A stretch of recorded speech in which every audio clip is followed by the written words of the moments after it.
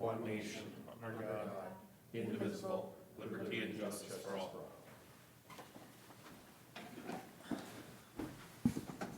Always a good day when you can say the pledge twice in public, right?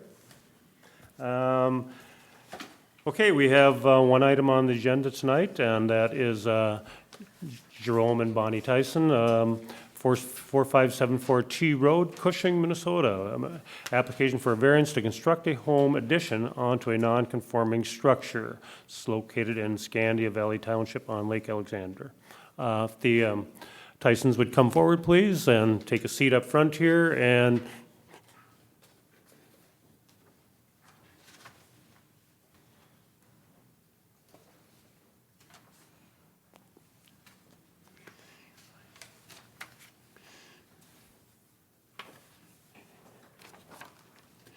then once you're comfortable, speak directly into the microphone and state your names for the record, please. Bonnie Tyson. Jerry Tyson. Thank you. All right, Amy? Yes, Mr. Chair, again, this is a variance request to expand a structure, or a non-conforming structure. This is located in section 27 of Scandia Valley Township. I forgot to do this. Is that okay? That's okay. Okay, thank you. The ordinance reference for this request is section 301, 301.6, 706.1, and then also 706.3. And here's a plat map of Scandia Valley Township, and the red dot is the location of the parcel. And then here's the variance request received from the applicant. And then also a site drawing provided by the applicant. Here's a clean aerial image with the parcel outlined in blue. And then some oblique imagery of the property. And then here is a view from the lake. And here's some site photographs taken at the viewing.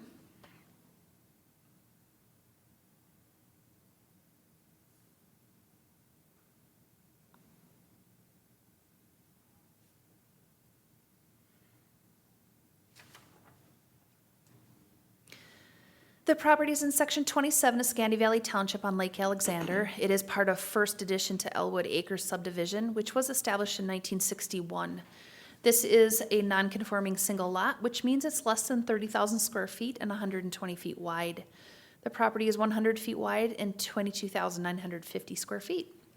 According to the assessor's records, there is a 1,717 square foot dwelling built in 1980. It is 71 and a half feet from the lake. There is an 8-foot deck on the lake side of the dwelling located 63 and a half feet from the lake. The county permitting history on the parcel is June 28, 2008. There was construction of a 26 by 28 detached garage. And then in 2009, construction of a 14 by 19 and a 14 by 7 dormer onto the existing home. And then in 2014, riprap of the shoreline. The county shoreline setbacks were adopted into ordinance in 1972, although Scandia Valley Township administered their own zoning at least up until April of 1985. Until 2011, the ordinance allowed for a one-time addition to non-conforming structures if the total multiple dimension of the building did not increase by more than 50%. This language came out of state statute and therefore had to be removed from local ordinances in 2011.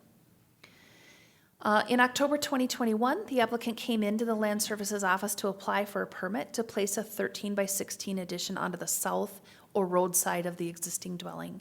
Staff reviewed the aerial imagery and questioned whether the dwelling met setback from the lake. A field visit with GPS equipment showed the existing dwelling does not meet the 75-foot setback from the lake, and the dwelling was 71 and a half feet from the ordinary high water mark. The applicant was informed the structure is a legal nonconformity and expansion of the structure could only be permitted if a variance is granted. The impervious surface calculation, including the addition, is 21.54%. 25% impervious surface is allowed. And then here's the impervious surface calc. At the development review team meeting, staff discussed the following with the applicant: that the existing home does not meet setback from the lake, better ability to measure setback from ordinary high water mark than we had in the past. What is known now can't be ignored. Proposal does not further encroach on the lake, and the addition will meet setback from the lake, will not be connecting the home to the detached garage. The applicable comprehensive land use goals is natural resources and open spaces, Goal C2. Shoreline development, Goal D1. And then the comprehensive water plan goals and objectives is the surface water goal, Objective B. Land use and development goal, Objectives B and D. 71 notices were sent. No correspondence was received prior to the public hearing. And then here are your findings of fact and decision questions, Mr. Chair. Thank you, Amy. Before I go to the applicant, would you clarify a couple of things in ordinance for me? As far as non-conforming lots that have structures on them, what's allowed on non-conforming lots with structures and non-conforming lots without structures? So a non-conforming lot unto itself doesn't limit development. So if it's a legal lot of record and it's smaller than what we would allow now, you can develop it, but you have to meet setbacks. The problem with the nonconformities, though, is that it's harder to meet those setbacks because it's smaller. So the fact that it's a nonconforming lot size doesn't really have any bearing on whether or not you can develop it or if it's already been developed. Okay, so a non-conforming lot without any structures on it, you could still build on it? Yep, the only exception to that is if it's a contiguous parcel. So you've heard sometimes when I talk about contiguous lot rule, so if it's contiguous to another lot, it can't be developed separately from that lot because together they meet the requirements. But in the cases where each of these lots are individually owned under a different name, that doesn't apply. And so since it's a legal lot of record, it can be developed. And new lots probably can't be developed that are non-conforming? Unless they had a variance. So they'd be coming to you to create a non-conforming lot. So any newly created lot would need to meet those minimum requirements or be given a variance by the Board of Adjustment. All right, thank you. Probably nothing you really needed to know, but it's good to know. Do you want to come work for zoning now?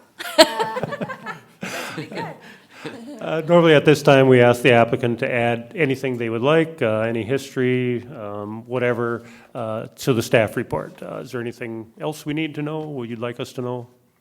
Oh, before we go further on that, also, last Friday on the 10th, Clint, myself, and Amy were there for viewing. Marv, you were there the day before on the 9th, is that correct? I was on the 9th there. And Brent? And I was there on the 11th. Okay, so we all that are here tonight viewed the property. Okay, go ahead. Anything you'd like to add to? Well, I guess I'm not sure what the protocol here is, but, you know, we've been on this, we bought the land in 1977, so we've been there quite a few years and paid Morrison County our share of taxes, I might add, over that period of time. Not that that matters, but the reason we really wanted this addition is we have no, really the pictures on there doesn't really show, it's a crawl space. Okay, so we have no utility room. We have, and so therefore, we've been there for 40-some years without any washer and dryer. And my wife thinks it's time that we need to do that. So that's the reason for the addition. It's basically a laundry room with an entrance into the cabin. Closet space. Okay, That's pretty much it. okay. Thank you. I'm sure we'll have a few questions for you. Okay, looking at the permitting history, it looks like everything has been permitted that's on the property, and everything was permitted without a variance, is that correct? And the only structure that may not have a permit is that storage unit, and what is the status of that? It's been there, it can stay there, what's the opinion on that? Well, it's an unpermitted structure that doesn't meet setback. And so we certainly, when we're aware of those things, then we work with the property owner to locate it on the property that it meets setback. So that would be something we would work offline with the property owner on. Really wouldn't have any bearing on on the variance at all. Yep, okay, thank you. So everything has been permitted, and it was all permitted with the idea that the house did meet setbacks of 75 feet. I assume when you built the house, I don't know if you remember who put the stake in the ground that told you where to start. We don't Or- That would be a lot to remember. But let's assume that it was measured by the county or the township at the time, and this is the mark, and you built there. Right. I would assume that that's how it Yeah. happened. It was kind of between us and not between us, it was the contractor and the county at that time. Yeah, I don't think I pushed it, though. Okay. But keep in mind, we're talking, You see someone, you know why.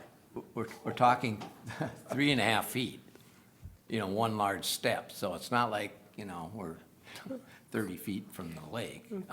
And so, I think Amy's point is, well, you can't really undo it at this point. It's whatever the high water mark is. And Right. I can appreciate that. I guess the point I was just trying to make is that it was everything has been permitted except for that storage shed and meets, or you thought met setbacks.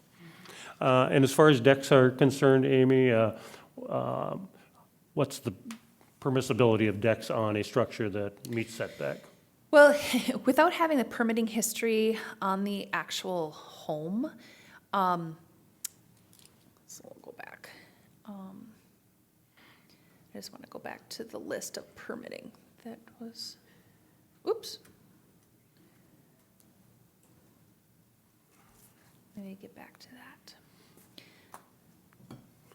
So in cases where, well, gosh, I'm just gonna go to my staff report here. In cases where we don't have the permitting history, we don't know what was permitted The lakeside deck? already. The lakeside deck, could you get that on the picture? Yeah, absolutely. So, I think you had a good one of that. Okay, there you thank you. go. So, some of these things show up over time and they're not permitted. And some of them were constructed at the time of the home. When we weren't the permitting authority at the time, and when we don't have the permitting history for that, it's really hard to know what was initially allowed. All we know now is that this is there, Sure. and we're regarding it as a legal nonconformity. What's allowed now? The whole works would need to meet the 75-foot setback. Oh, okay. So the deck and everything would need to meet. At the one time, 75. there was some allowance for a deck If- out of the shore impact zone, but within the setback? If you had a home built within a certain time frame and you didn't have a deck, you were allowed a one-time deck, and it took into account the distance of the home from the lake, and then it's a calculation that you go through to allow that.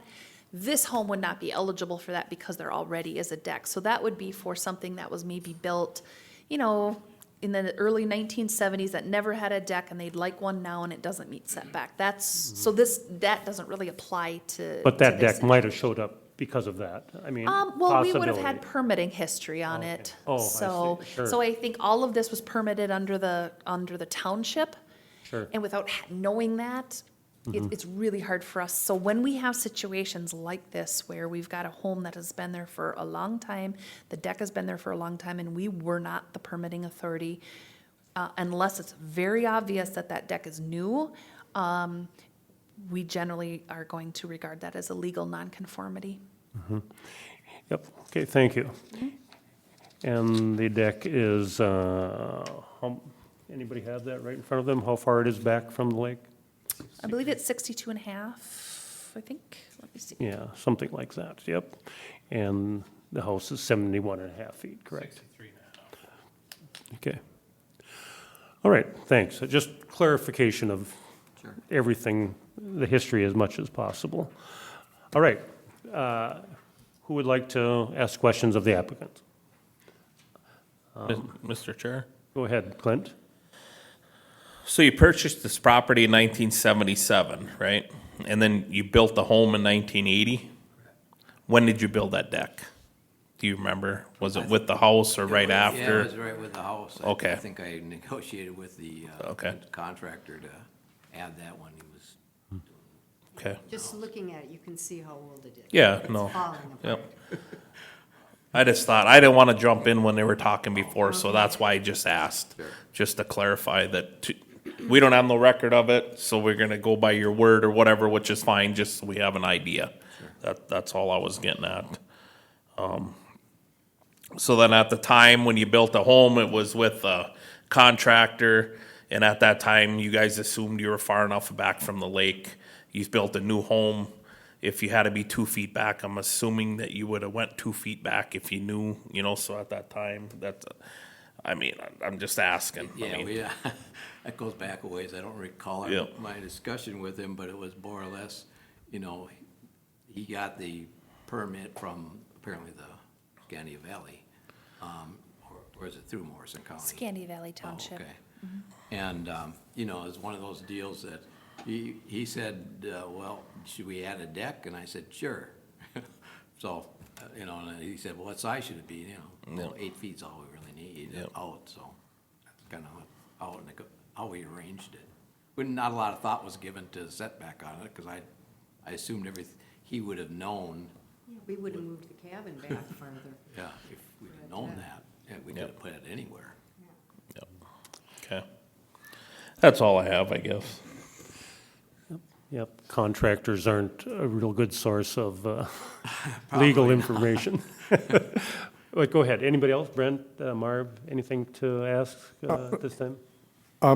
One question I had, you talked about being this laundry room. I can see as walking in, I assume that's probably one of your main entrances. You drive up there, and with no gutters over the top there, I would think there's times pouring rains coming in, trying to get in there, and that's part of the reason you want this as a dormer also and laundry room.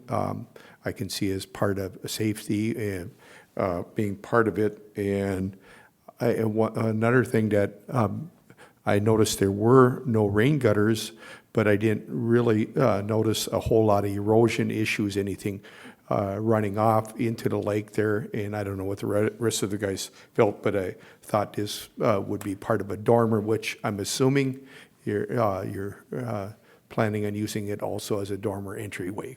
And it's just going to be, how high up is this going to be? Is this just one story up 8 feet? Well, how many steps is it now? No, I'm talking about the height till the roof. Oh, did It's you not bring going to go all the way to the top, like 2-story, is it? Did you bring the picture of? I did, and I'll pass it. Oh, okay. Yeah, So Marv it's didn't see this. basically, We got it that day we Oh, were there. okay. it's basically one story, with a, kind of a gable or a picture to it, so. Brent, if you wanted to. Sure. So it's kind of gonna serve as the entryway, and there's an overhang on it, so we don't get wet when we want to enter into it, but that's about it. Yeah, I see that. Answer your question. And I don't know how the rest of them feel over putting in rain gutters and diverting the water. I don't think it is a problem there, and I don't know, like I said, what the rest of the committee fells here, or board. We've never really had any problem with rain, because it all kind of goes to the back, to tell you the truth. Okay. Back of the road, front, sloped kind of. Okay, thank you. Mr. Chair? Yes, When we were out there, me, Dave, and Amy for the site visit, I know me and Dave, we mentioned that we looked at the slopes and it looked like all the water sloped away from the lake, right? You agree, Dave, what we saw? And we never see no erosion either. So I don't know if it needs rain gutters or not, because majority of that house, all the water is going to run away from the lake anyways. And being we didn't see any erosion, I don't know. I'm just what we saw. I agree with that statement, but I didn't know how the rest of the board felt. yeah. I think it's, we had that discussion, and the applicant stated that there's a natural ponding area towards the road there where the water does collect and build up and then eventually flows down through the ditch, which is grassed. Looks like it's completely grassed the whole way. And so it looks like there's a pretty good natural system there. But I think it always is a good idea for us to have our shoreline expert review these situations, and I think it seems obvious that not much of a stormwater plan would be needed, but possibly some. It looks like maybe the shoreline 10 feet of the house or so might flow towards a lake. I don't know how big of a deal that would be, but I think a stormwater plan would be a good addition to this. And we talked to the applicant about it at the time, and you seem to be fine with that. I was receptive to that, sure. Pardon me? Yes, I was receptive to that. Yeah, and then at the same time, we were viewing, we discussed the shoreline, and because the structure is within the setback to the lake, it would probably be a good idea to have the shoreline specialist look at the shoreline at the same time. It looked like it's fairly undervegetated. I mean, like every shoreline, probably not everyone, but most of them, that a plan for that shoreline to improve the vegetation that's there, that it's more deep-rooted and stabilizes that shoreline a little more would be a good plan. And I think the applicants, you were in favor of that too, having the shoreline specialists help you develop a shoreline plan.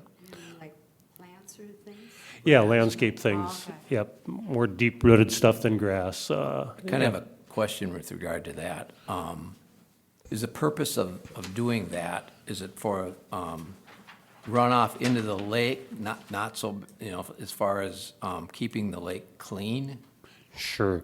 I think it does several things, stabilizes the shore and filters runoff into the lake. But Amy, you could probably address that better.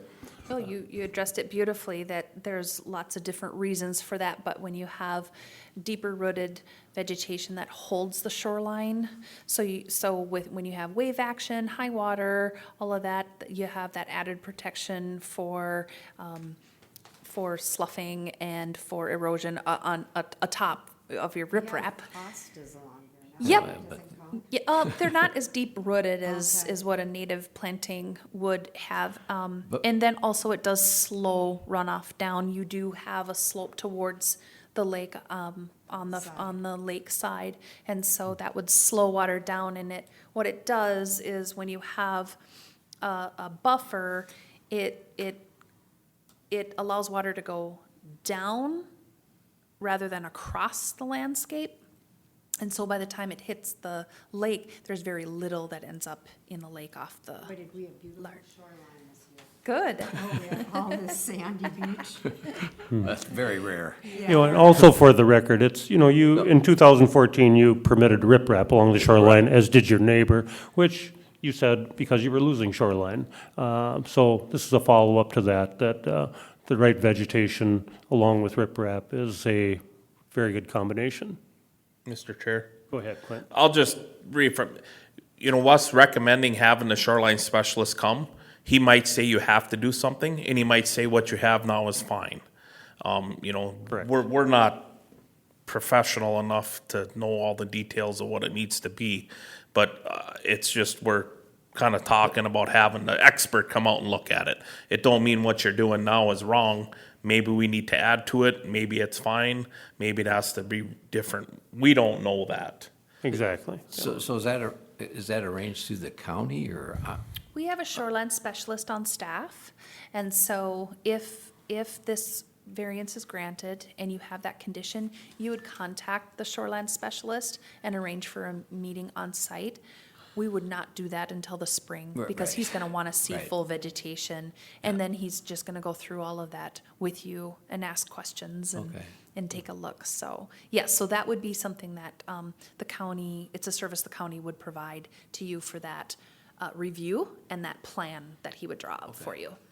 Okay, thank you. Yeah, that's another good point is, through the snow and whatever, we really couldn't tell what was happening with your shoreline or that area between the house and the shores, so the shoreline specialist was. And the shoreline specialist is at no charge, right? It would be just the application of whatever he, Yep, the implementation of whatever his recommendation would be what you would need to pay for, but the visit itself wouldn't be of any cost to you. Okay, thank you. all right, good discussion, thanks. Any other questions before we go to the public with I have none. questions? to the public masses. We are now open to questions. Is there anybody in the audience that would like to make comments for or against this application? Anybody out there? Anybody out there? Well, I have to ask 3 times, and this is the third and final time. Anybody out there that would like to add to this discussion? If not, we'll close the meeting to public input. All right, so we're ready to go to the questions and elaborate on them. If we need to, we'll ask you for input on that. Otherwise, we probably have all the information we need, and we'll just come up with our reasons for answering the criteria questions. Okay, I'm starting out with Clint on the first question. Is the request in harmony with the general purposes intent of the Morrison County Land Use Ordinance and Comprehensive Plan? I believe it is. When we look through a comprehensive plan, it pretty much states, we're trying to preserve the natural resources, critical and sensitive land, for wildlife, the shoreline, things like that, wetland. As you read through all the goals in their comprehensive plan, with this addition in this applicant's plan to put on a laundry room entryway on the non-lake side, the way the slope of the land is, how away from the lake and where they're going to put it, I do not think that there is any detrimental to our natural resource when it comes to that. So I would say it is in harmony with the intent and purpose of the land use ordinance and a comprehensive plan for that reason. All right, thank you, Clint. Marv? The only thing I have to add to that, I agree with Clint's statement, is their willingness to work with the shoreline specialists to betterment of this property in the lake. Okay, and Brent? The only thing I would add would be that this is a no basement crawl space property. You can't go down into the basement and put a laundry room, so you need to figure that out with existing space or adding on. So I think it's in harmony with the general purposes of the intent. Okay. All right, and my comments are that it's, everything is out of the shore impact zone, everything on there in the property except for what is permissible along the shoreline. There is a, 2014, the shoreline was riprap because of erosion of the shoreline, so that's been upgraded. I think with the 2 conditions that we've discussed and the applicant have agreed to, the stormwater plan and the shoreline plan by the shoreline specialist from the county here, would be keep it in harmony with, or put it even more so in harmony with the purpose intent of the ordinance, which is to preserve a natural appearance to a shoreline, to also to protect groundwater and surface water, water running into the lake,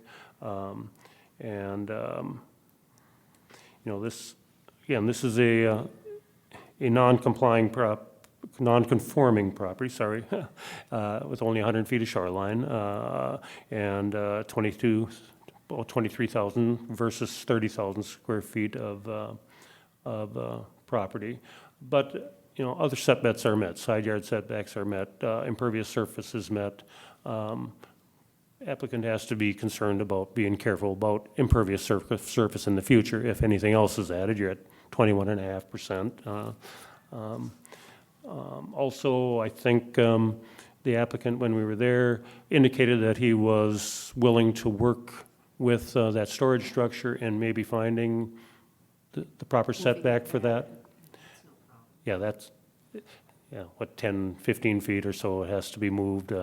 I don't know if we need to condition that the owner applicant should work with the county in relocating that. That is completely up to you, Mr. Chair. What are the risks, do you think? I think.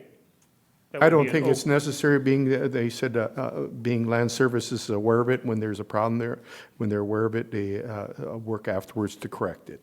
Mm-hmm. Okay. What do you think, Clint? Brent? We're good? I agree with Marv. Okay. So the county has the right to pursue that, and the applicant has indicated that they would like to do that too. So that's, for the record, that's good enough by me too.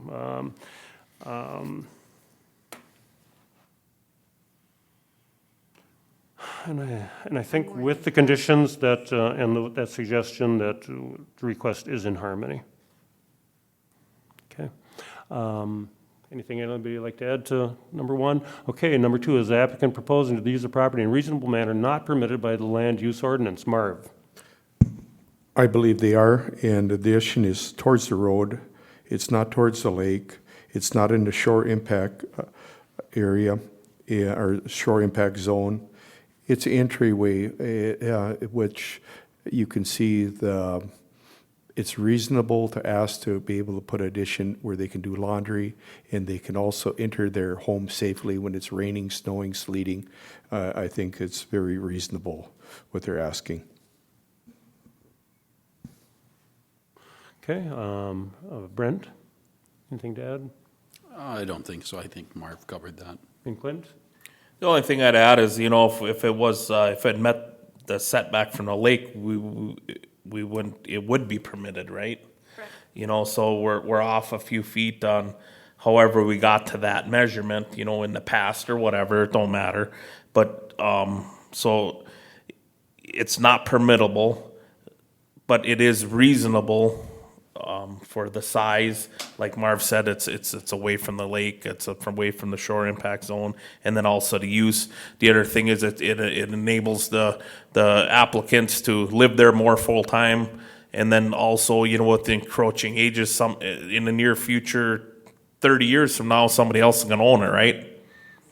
And we're gonna go through this again, so I think it's taken care of, and I think it's not only just for that, but it's also safety. I mean, laundry, things like that. That, to me, that's kind of a safety thing too, than having a bunch of dirty clothes hauling back and forth and who knows what, A lot of big bags, I was always. Yeah. So that'd just be my add-on comment to what Marvin said.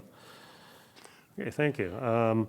And I'd just like to add that ordinance actually does say that we should not be expanding nonconformities, that ordinance would like to eventually eliminate all nonconformities. Mission impossible, but I think, the addition onto this nonconformity is reasonable because, number one, it's entirely out of the shore impact zone. Right, gentlemen? Entirely out of the shore impact zone, not like some other things we visited in the past.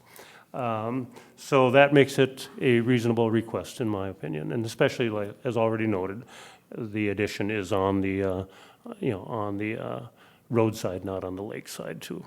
And it's very small addition, very reasonable in its usefulness. So nothing in excess. Okay, number three, are we ready for question 3? Will the issuance of variance maintain the essential character of the locality? And we're going to start out with Brent on that one. Yes, we're looking at roughly a 208 square foot, 13 by 16 structure between the home and the garage. That's one level. Looking at the other properties surrounding it as well as it fits well in the area of the other local residents in that shoreland area, so yes. Okay, let's see, who do we have next? I have myself. Oh, let's see, sometimes I lose my way. Not seen from the lake at all. Essential character from the lake will be as good or better because of, maybe some shoreline upgrades, and possibly the moving of that storage structure. So improved essential character from the lakeside. From the roadside, nobody's going to notice this addition. Nobody seems to, of the 71 notices given out, no one seems concerned that it will change the character of the place that they live. Okay. So, let's see, anybody else have anything to add? Clint? I'm good with what's stated. I agree totally what it was stating. The only thing I would add is, you got a large flat wall there. When you bring this out, with that new architectural look to it, it's actually, in my opinion, should look better after this is done. Okay. Because it's kind of plain there. Yes, I agree with that. Okay, are we ready for question number 3? 4. 4, that's what I meant to say. I was just checking to see if you guys were listening. Number 4 is alleged practical difficulty due to circumstances unique to the property. Oh, I'm supposed to start out first on that one. Well, looking at the permitting history of this thing, it seems to me that everything was permitted properly. You know, obviously it was permitted properly, and I think everything was built in the intent of meeting setbacks and the ordinance at the time.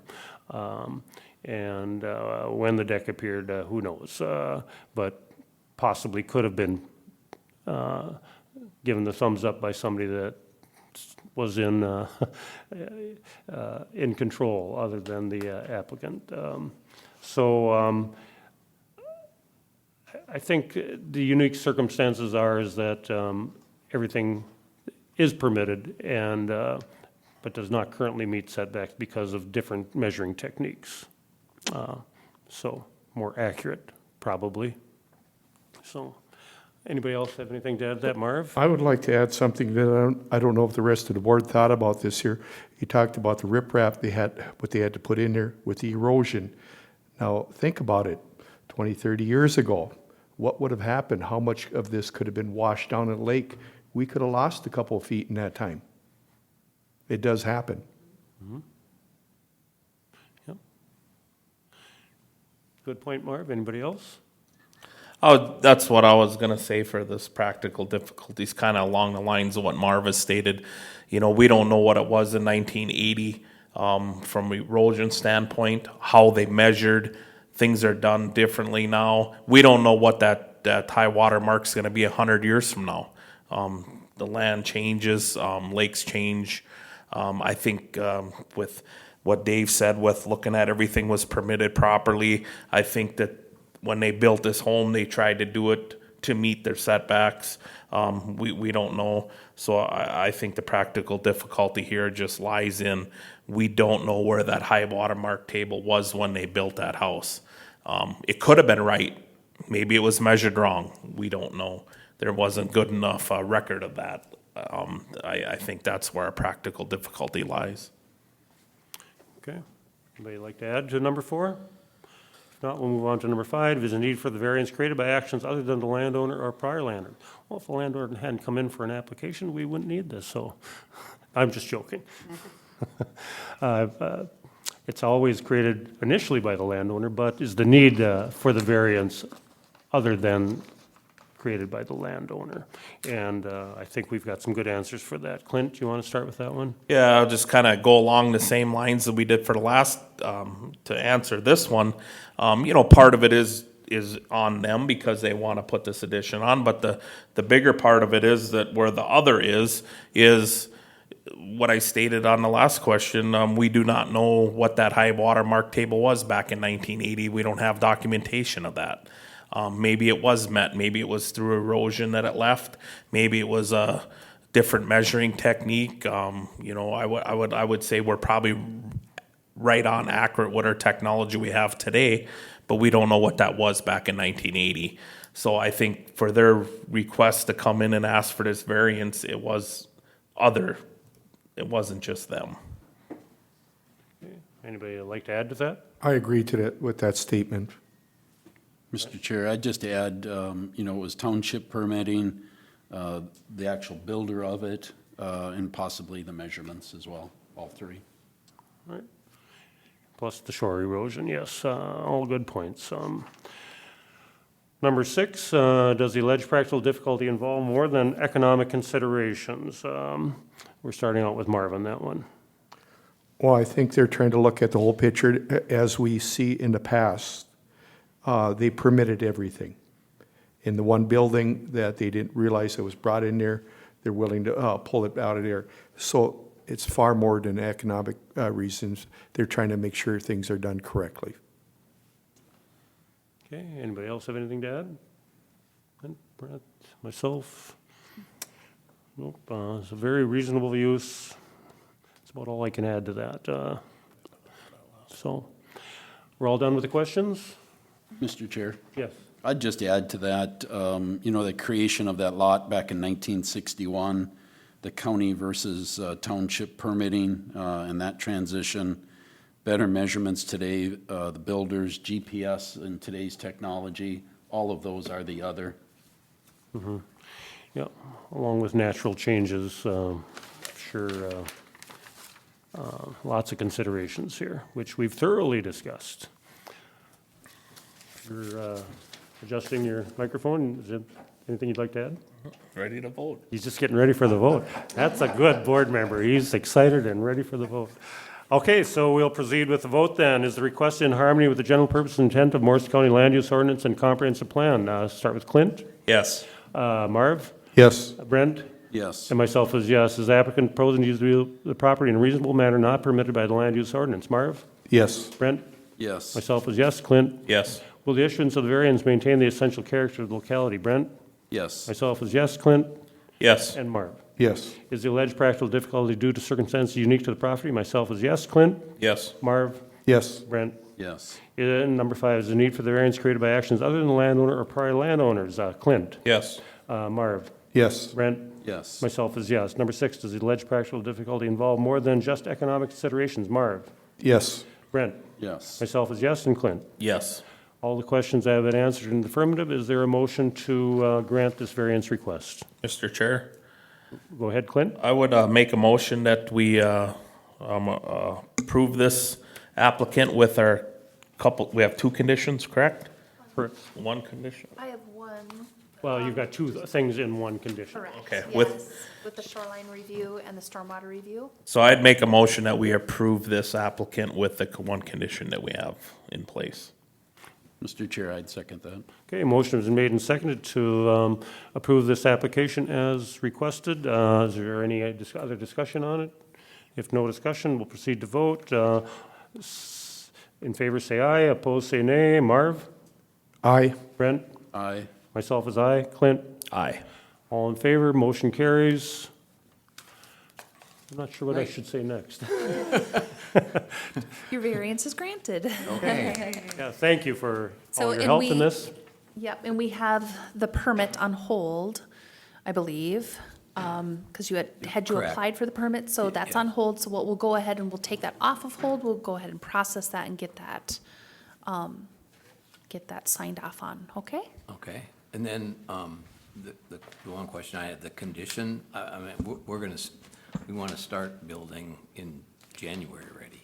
That's fine. Okay. Yeah. So, because you said the condition was going to be in the Yes, spring in this, come. or summer, Yep, whatever. come the spring, and so we'll circle back then come probably midsummer we'll check to make sure that you implemented the plan, and so that it's not an issue, you don't have to wait Okay. to do that, Thank you. yes. Yep, so you're fine.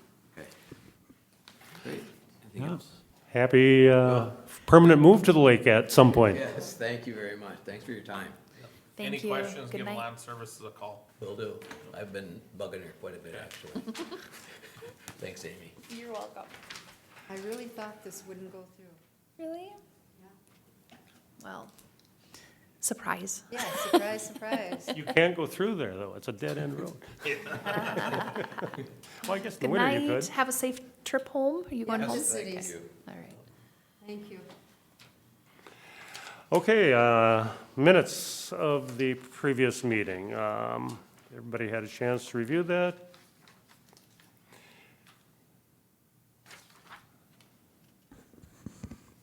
Mr. Chair, I make a motion to approve the minutes. I'll second that. Any, all in favor, say aye. Brent? Aye. Marv? Aye. Myself is aye. Clint? Aye. Dave? Late, you Dave was guys. supposed to be sitting there. That look on your face like, what? I had to cross his name off of my sheet, otherwise I'd know. Okay, next on the agenda is new business, old business, et cetera.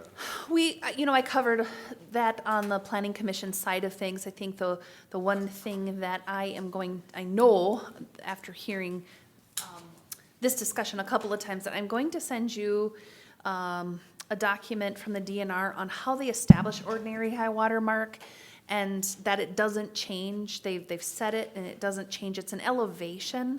It really has nothing to do with the shoreline and, you know, when you lose land and all that. So I think that'll bring some clarity to that discussion point for you. So I'll get that emailed out to you.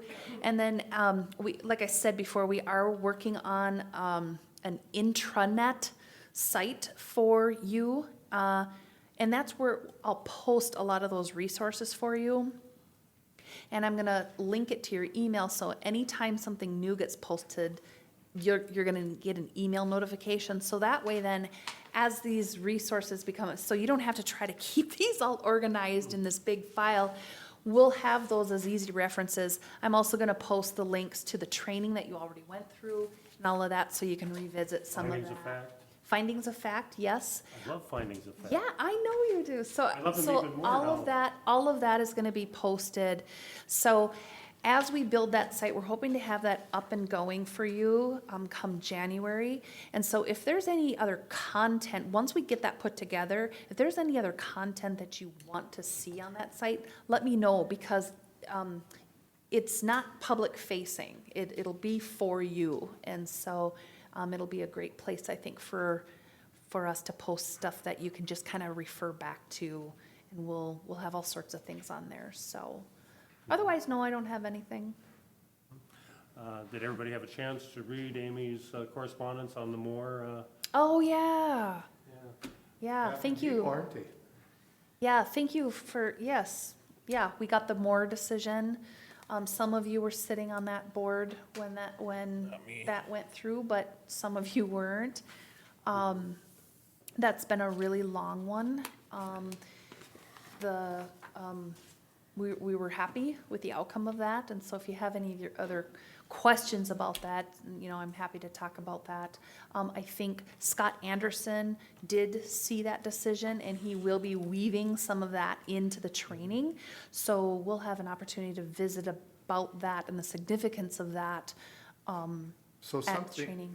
something that I've noticed this board, and I may be part of it too, that people after the fact, when they do things, it makes it harder to approve.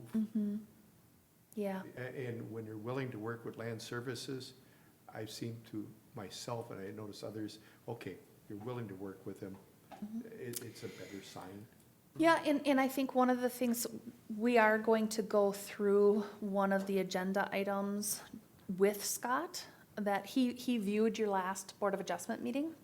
And we're gonna go through, I think we're gonna go through the Dahlheimer one, and we're gonna go through that. On a few different fronts, just to talk about that, because one of the biggest takeaways I had with that, reading that decision, was how very, very important it is to apply the standards laid out in state law to make your decision, not on anything else, because that is what the court is looking for. That's what they're scrutinizing. They're saying, did the Board of Adjustment apply the standards they're given in ordinance in order to come to this decision? And is that supported in the record? That's all they're looking for. And so to me, that really drove home, you know, that just really getting back to those criteria questions when those are, you know, when formulating those decisions is really important. And so I think the timing of this is all really great. So so I think we'll have some good discussion. Building up to the need for this. I mean, I think worked really well as a team. Oh my gosh, yes. People show up, I mean, so well, so dependable. Yes, absolutely, absolutely. And take it seriously. And have studied, I can tell, you know. Yeah. Sometimes in the past. But I think it's great after we've had some agenda items under our belt to be able to go back and just, then you have a little context actually to ask. Yeah, you don't even know what to ask in your initial training, so I think this will be, I think it'll be good. Did you each get a chance to read through the opinion, the whole opinion? A lot of information there. Yeah, And pretty easy to follow. I mean, it wasn't just legalese, it was just, you could understand it. And yes, I love the last word in the whole thing. reversed. Reversed. Like, did you you need to say that? Yeah, But I guess, so, yeah. Yeah, I remember that meeting, we sat down, Yes. and the rest of the commissioners, they were just kind of, you sure you want to go? And then when he said how he was, the attorney, the state attorney was impressed how everything was in line, and he said, you have your ducks in a row. And coming into it, I didn't think you had a 30% chance of winning it, but after we sat down, I think he says, you have a very good chance Yeah. of winning this. And having your ducks in a row, having everything documented, and that goes to your department, having that all documented properly, that's how that case, I think, was won. Yeah, Well, the reason we went forward was, I think you summed it up really well before we all decided that we should go forward with the appeal, was the district court of appeals aired. really didn't look at anything that we had done.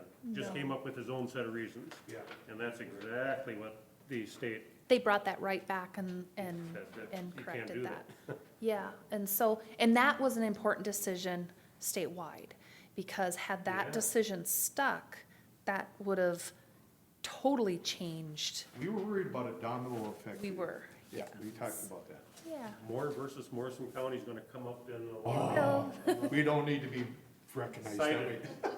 Well, no, it'll just be cited, like, there were other things cited in Yeah. his opinion, you know? Yeah. yeah, Now they can use us. it's case law. Yeah. But yeah, so, yeah, thank you for bringing that up. I forgot that that happened this week, so. And then we do have our new county administrator. Yep. I He think Matt himself. introduced himself, yeah, so he's 2 weeks in. And he, I believe, will be sitting in on the training as well, just to kind of get some more insight as to how this whole thing works and what the role of the board is and all of that, so, yeah, I'm gonna make one comment quick. okay. So one thing that I would encourage Matt to do, that I've seen from the past, is we get a lot of applicants that come in and say, we called the county and they said it was okay, but they don't get to land services. They might have talked to your office, the extension office, we don't know. But they say that, you know? So that's just something to have in back of your mind on how we make sure that maybe employees under you, make sure they understand who to reference these people to, right? I think that's a problem we've had in the past, not necessarily on where your job is, but just so you're aware of it. Because we do get a lot of them, right? We called the county, but they didn't get a hold of land services. COVID was going on, so we did. Yeah, yeah. I didn't get a permit because there was COVID. So that's all, just. So, That was Mr. a mess coming out of that. Yeah, so, Mr. Chair, that's all I have. Okay, is there a motion to adjourn? Mr. Chair, I'd like to make a motion to adjourn this meeting. Okay, I'll second. motion is made and seconded to adjourn. All in favor, say aye. Aye. Aye. Aye. Meeting adjourned at 7:39.